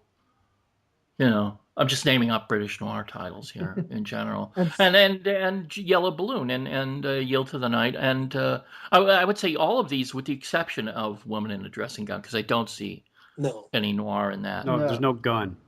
It's not that there's a gun. It doesn't have to have a gun, but maybe British noir does have to have a gun. It does. That's the thing. When you say that these are British noir, there's something about them that made me feel very much like that. If they were going to say like, "Oh, let's make a noir film," okay, call the prop department, get a gun. because that seems to be a Yeah. very heavy influence in a lot of the films besides Woman in a Dressing Gown. But And they don't need a gun in that because you have Yvonne Mitchell's voice. exactly, it's like a Which is, Tommy gun. you know, yeah.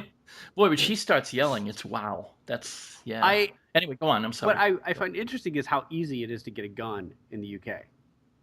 Like a country not known for its problems with firearms. Exactly, and it's like, you know, it's one of those things where you hear all the statistics and, you know, about the guns. In America, you just basically assume, you know, you walk down the street, there's a vending machine, you get a gun.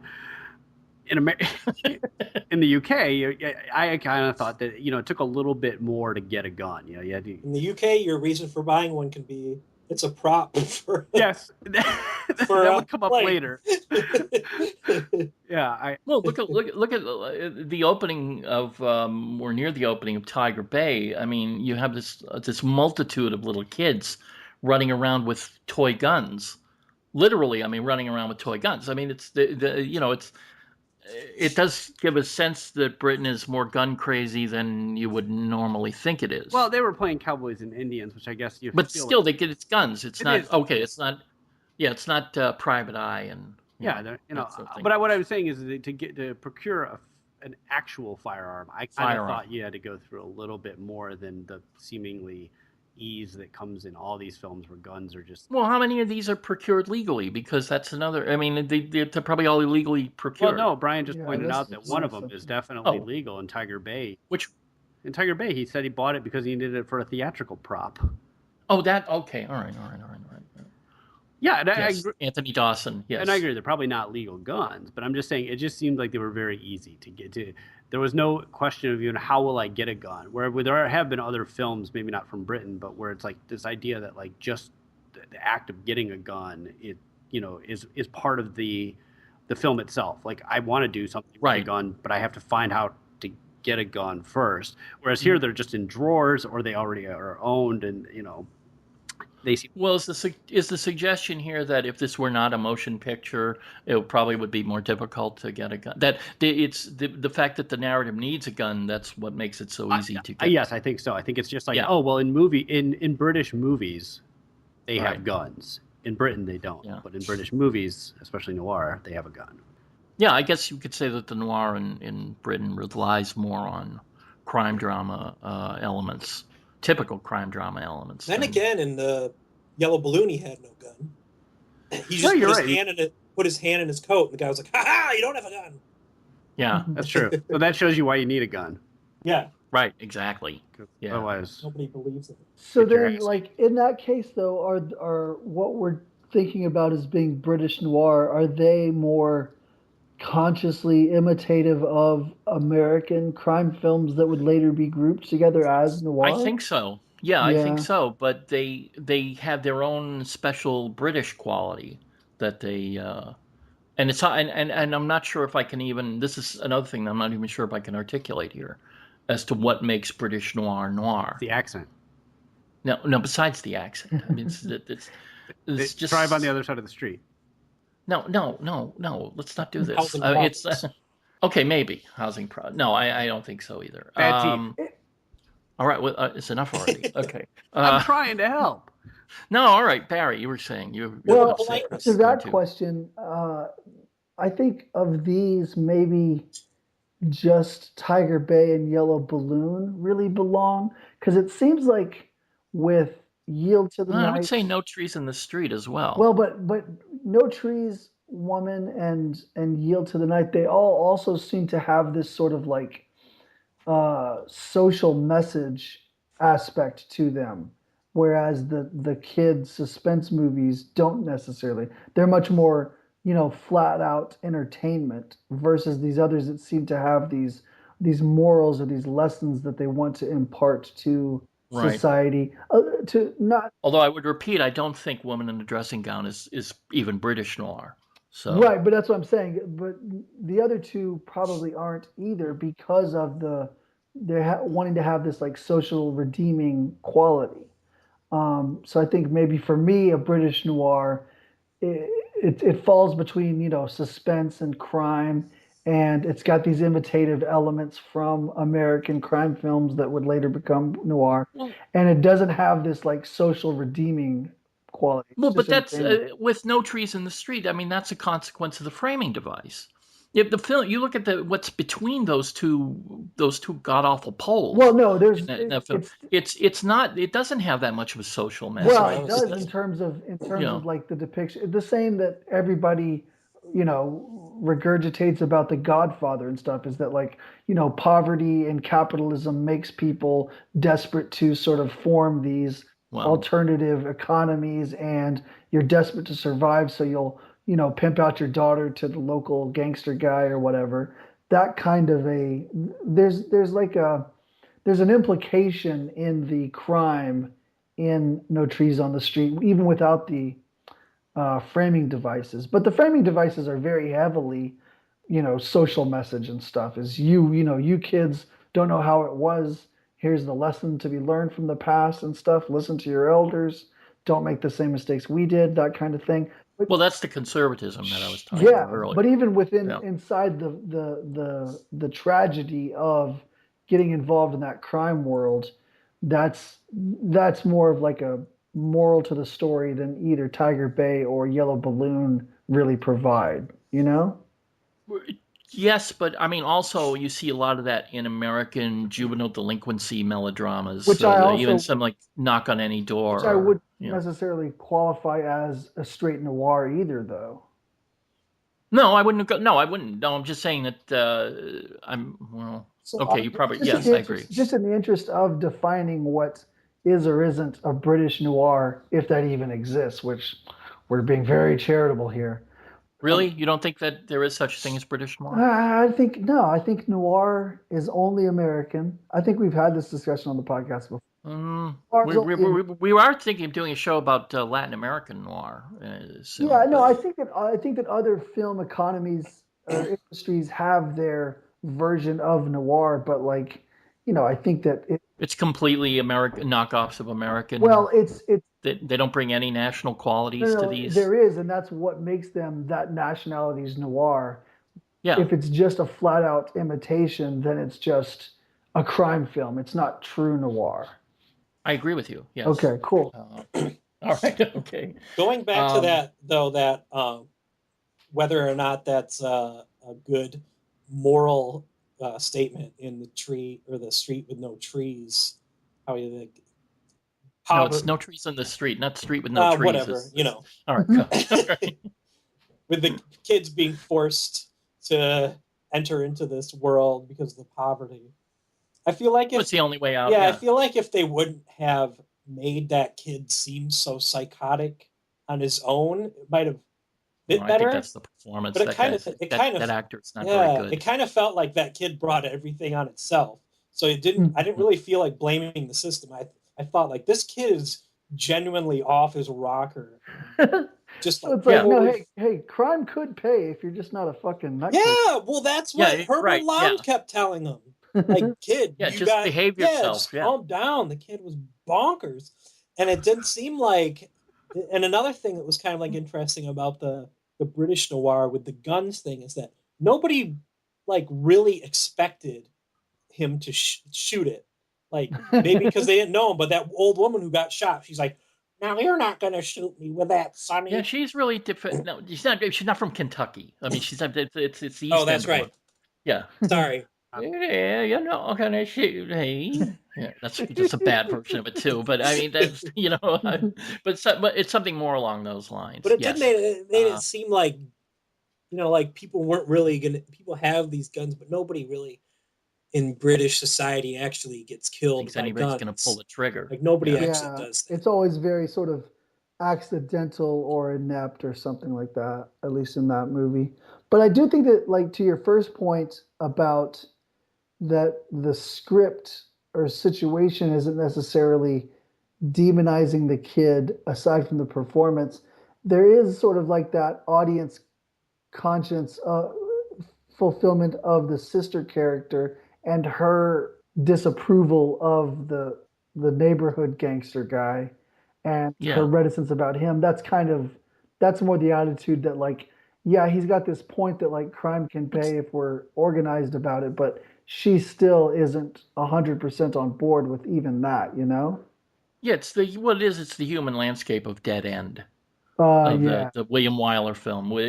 Except in this, it's Sylvia Sims and not Sylvia Sidney, and it's Herbert Lom and not Humphrey Bogart, and it's um, the although I think it's a bit more. It's not as simplistic as Dead End. I was going to Dead say End is because the very Wyler types simplistic. of movies would definitely have more of a pronounced sort of demonization of all aspects of the criminal life, whereas this Right. has much more of a relative kind of scale.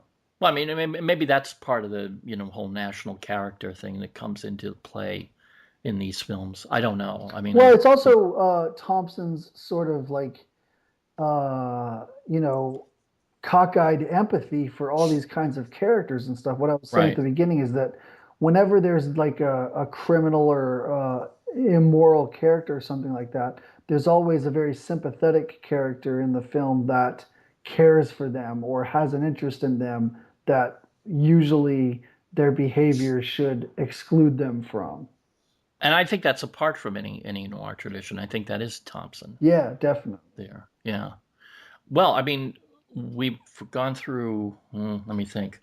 We've we haven't said much more about Woman in a Dressing Gown. I think one point I wanted to kind of make is that film was famously attacked by Jean-Luc Godard in the What? pages of Oh, Cahiers du really? Cinema. What did he say? Yeah, Didn't have a gun. he's said there was probably that could very well have been part of it. He said it was that this was an example of how the British know nothing about cinema, and I guess when Yvonne Mitchell won an award at the Berlin Film Festival or something like that, so he broadened it to say that it shows that the Germans and the British know nothing about cinema. He really hated this film, Wow. and he hated it because of things like the techniques that Thompson used. The kind of like the scene where Yvonne Mitchell is fainting and the camera's kind of like swirling around, and also the all the cuts, all the inserts, and the camera movement. And that's for whatever reason that drove Godard crazy. What That year stuff. was this again? Was Godard already trying to make short films at this point? Yeah, he was. Isn't that a coincidence? Yeah, Yeah, isn't that exactly. quite a coincidence? Yeah, he He's was like, it still. looks He like was. they seem to have some expensive gear to use in this. Yeah, I yeah. don't like that. I'm Well, shooting that's the myself thing, on isn't it? flat against the Yeah. wall.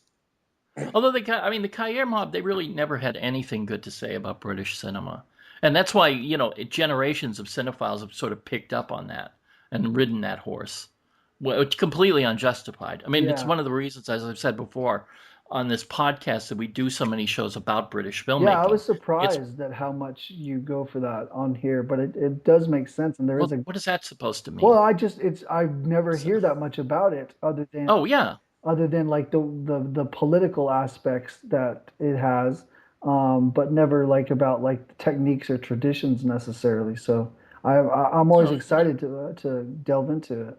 I know. I mean, I don't quite understand, except that maybe that simplistic idea that they are just still pretending that what the Cahiers mob had to say was in some way principled, and that there really is something wrong with British film, that Britain and cinema are an oxymoron, as Truffaut said. I think that But also there's this idea that like if you're going to be into world cinema and foreign films, then it has to be in a different you want language. a different language, you want exotic cultures such as like Japan and those kinds of like really, overly mined veins, basically. And like British films are too close to the Hollywood model and they're too like slick and commercial. And so the only aspects of it, Yeah, but they're not. I mean, that's one thing about British cinema, for the yeah, most I'm part, talking only is like that they're the not slick. stereotype and stuff, and you're thinking of David Right. Lean and those kinds of things. Um, but I am fascinated by what this podcast has been uncovering so far and stuff, and I think it's really like worth delving into. I wonder if Let's it has not to pat do more ourselves with on the the back. sense that British cinema seems to have a stigma that it comes from the theater first Hmm. and not Oh from yeah, cinema, yeah. whereas the French always seem to tout that, like their histories with silent cinema and stuff like that, and cinema as just cinema and not coming from the theater. separates the two. But if it's about like needing to be foreign enough, then I guess we could look at whether or not Canadian cinema is liked by that crowd because you know. But also in a sense, it's not even about being foreign, because I think one I mean, nobody's ever even really said this, but I mean, the one British filmmaker whom I think everybody, can agree upon or has agreed upon, Alfred Hitchcock. What did he do? He came to Hollywood. What did a lot of the other great British filmmakers not do? They didn't go to Hollywood. Uh-huh. It seems as though in order to, become legitimate in, some people's eyes, in some cinephiles' eyes, there has to be that kind of greater connection to Hollywood. Right, but in order to even become, before Hollywood, a lot of what Hitchcock was making were those sort of suspense genre Right. types of like really palatable types of things. A lot, but not everything. I mean, he was much more varied a filmmaker in Britain than he ever Maybe was in the later. United True, States. yeah, absolutely. But I'm saying like the more the exportable stuff, the hits that he was Yes. really known for. Yeah, Lady Vanishes, 39 Steps. 39 Steps, blah blah blah. Right. Yeah, which is Not interesting that Pulses like from he would Vienna. he would have such a problem with a woman in the dressing gown, which we said is not the least crime or noir of these films, right? But Yeah. like if you were to look at Yellow Balloon, I mean, there's some times in that it feels very much like a Hitchcock film with its suspense and its going on. So I don't know. Sometimes you think that Godard is just being a gadfly for the sake of being a gad. Well, I think that's what that strain of cinephilia always was. It was just for the sake of, well, except in the case of someone like Truffaut, who really had ambitions, and that they, sort of informed every judgment he made. You can't trust anything he said about any movie, because you don't know if that's his real opinion or not that you're reading. And to a lesser degree, I would say that's true about Godard, his criticism. I don't understand what his problem with Woman in a Dressing Gown was. I don't think anybody who sees the film today could possibly come to the same conclusion that this is somehow antithetical to the medium itself. It was my favorite of the five. It's a great, I think it's the best of these by far. Yeah. Yeah, me too. It's my favorite. And also, I like anybody that would have the same reaction to it that Godard would have. I think that were this movie like a Naruse movie and everything were the same way, they would think it was great. You know what I mean? Like it could easily translate to any exotic foreign language culture that they need. Yeah, but Naruse never had this kind of vigorous a technique as Sure, no, Thompson brings to these films. I mean, this is very close to what you would see later with filmmakers like John Schlesinger and Richard Lester and people of that sort. Right, but I'm just saying a corresponding story done like this in one of those other sort of it's industrialized mainstream film industries such as Japan or Kinoshita or this same thing could happen there, and I think those same people would like it for it being that much more removed. Yeah. Well, so I guess we're saying that film criticism is inherently cynical. Haven't that what you've been saying for ages? Well, all right, maybe I have, but this underscores it, so I'm not gonna miss an opportunity to bring it up again. First time some that's overly fanboyish too. Well, yeah, but I mean, you can't say that. I mean, because we don't know what Godard thinks cinema is, except Nicholas Ray.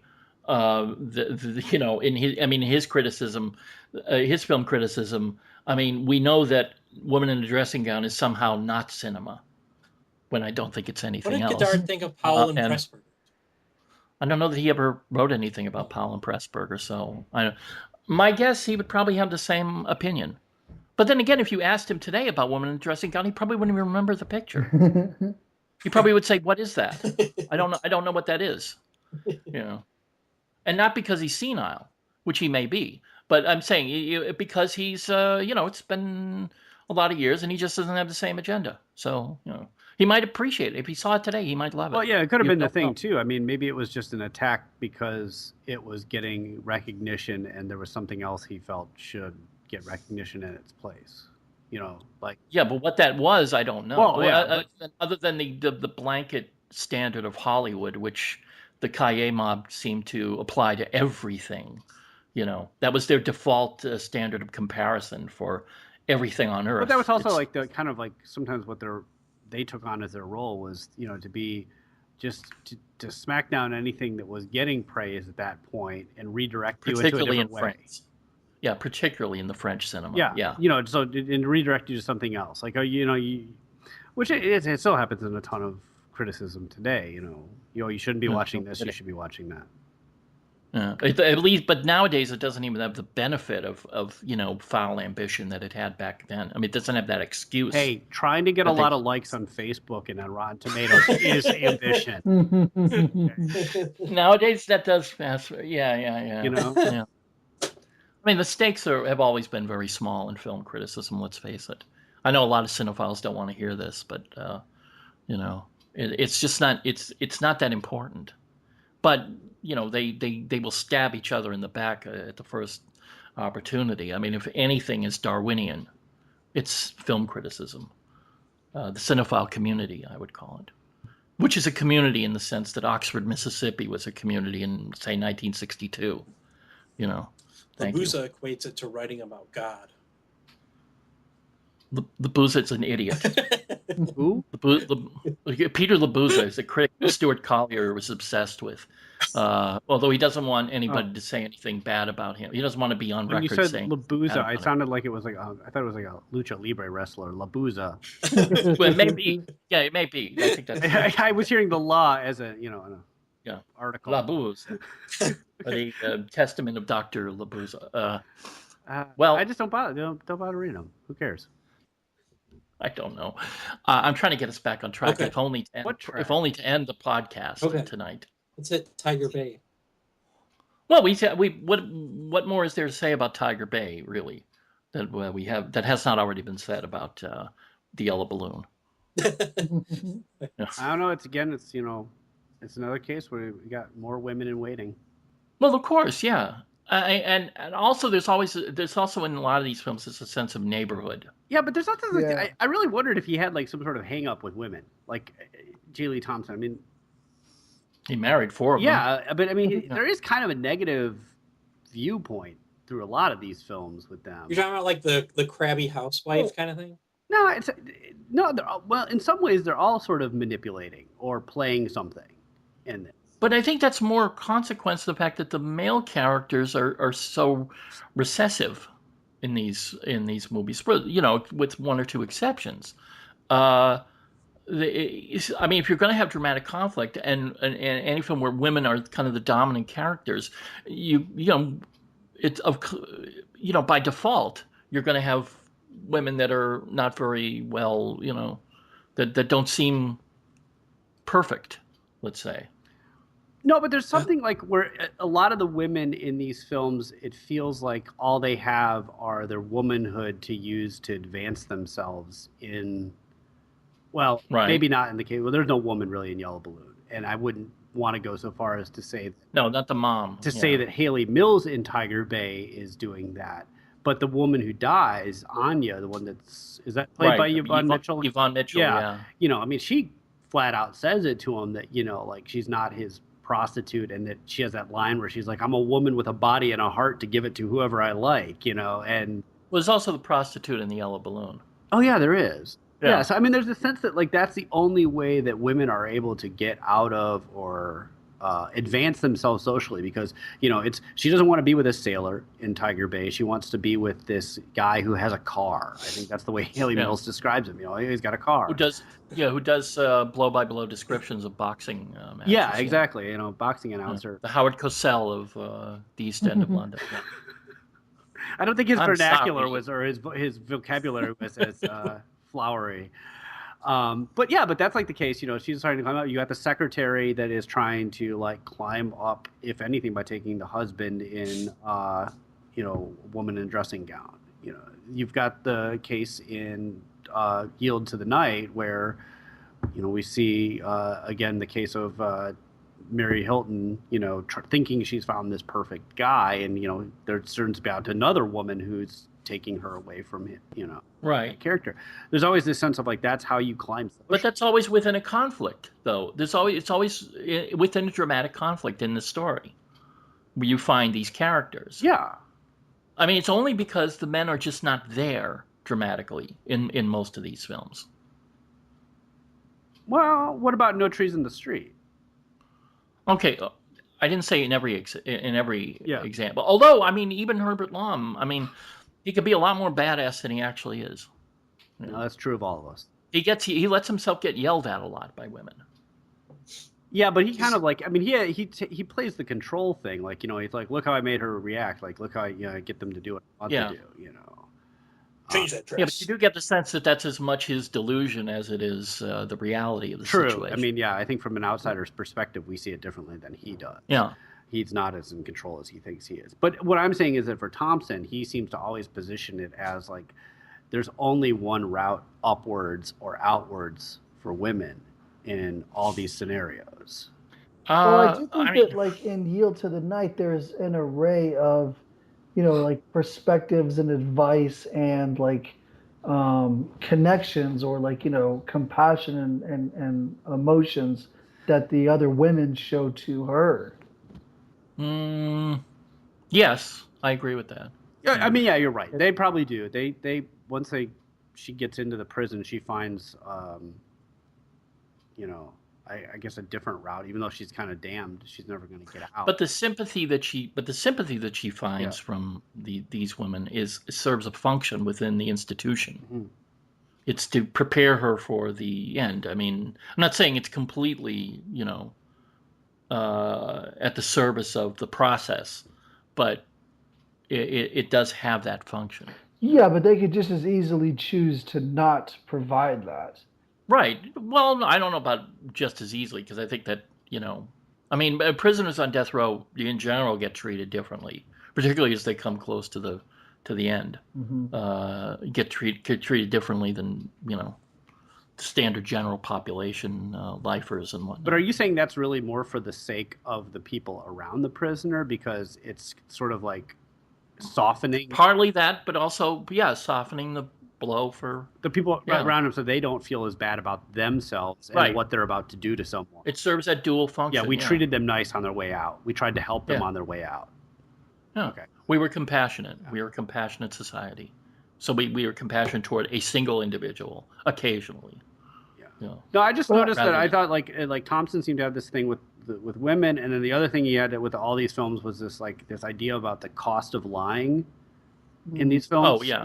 That's the great moral that runs through every one of these films. It's like there's this high cost of lying and that it has to be paid for in the end. It's the one that is in every single film. Yeah. Well, I mean, it is a moral, isn't it? That's not immoral. It is amoral. Yeah, it's amoral. And it's like, what we were saying about how these can be classified as a conservative bunch of films in that sense that there's like these are all morality tales in one way or another about what one puts themselves through when they lie. Yeah, and also, I mean, this is commercial filmmaking, in even if it is in Great Britain. So, don't expect anything, particularly adventurous in terms of, ethical, blah blah blah. It's going to be what an audience expects from any movie. It may not be as adamant about hewing to these standards as like the production code or something like that, where you have to have something. You have to have somebody has to be punished unambiguously for their transgressions and something like that. Yeah, and there must be no ambiguity about it. I mean, the British cinema does allow, like every place else, allows for a certain degree of ambiguity, and I think that's what Thompson brings to these films. But it is that. I mean, it is just it is commercial storytelling. Thank you. Good. Okay. Well, I mean, I guess that. Why is the silence after that? I don't understand. I don't know. There's nothing left to say.